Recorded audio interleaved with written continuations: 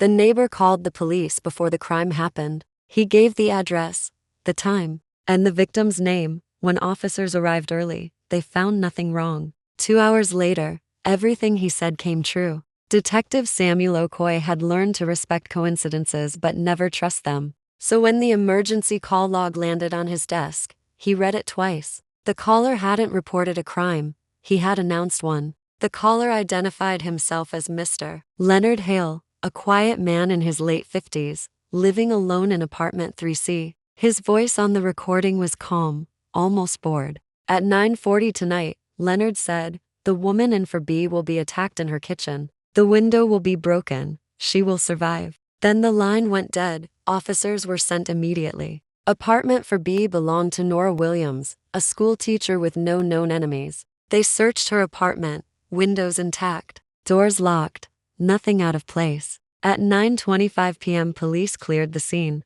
Nora was annoyed. The officers were embarrassed. The report was marked false alarm. At 9:40 p.m. the call came in. A shattered kitchen window, a brief struggle, a masked intruder who fled when Nora screamed. Everything Leonard Hale had said down to the minute was accurate. Detective Okoye knocked on Leonard's door just before midnight. Leonard opened it calmly, as if he had been expecting him. "I told you she'd survive," Leonard said. "No need to thank me." Leonard claimed he had heard something earlier that day. A conversation, a tone, a feeling. Okoye pressed him, hard. Leonard sighed and said quietly, "It doesn't start with hearing. It starts with remembering."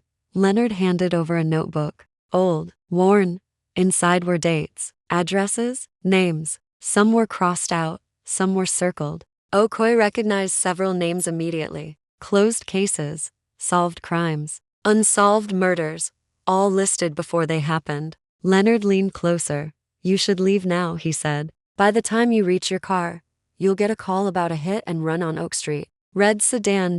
No witnesses." Okoye's radio crackled as he stepped into the hallway. The call came in exactly as described. Leonard was detained. In the interrogation room, he didn't resist, didn't argue. "I don't cause them," Leonard said. "I notice them." Okoye asked the obvious question. "How far ahead can you see?" Leonard hesitated. "Not far," he said. "Just enough to warn myself." Okoye flipped to the last page of the notebook. One name stood alone. Samuel Okoye. Time, 3:10 a.m. Location, home. Cause, left blank. Okoye felt the room tighten. Leonard looked genuinely uncomfortable. "This one keeps changing," he said. "That's never happened before." Okoye ordered Leonard locked up and rushed home. Okoye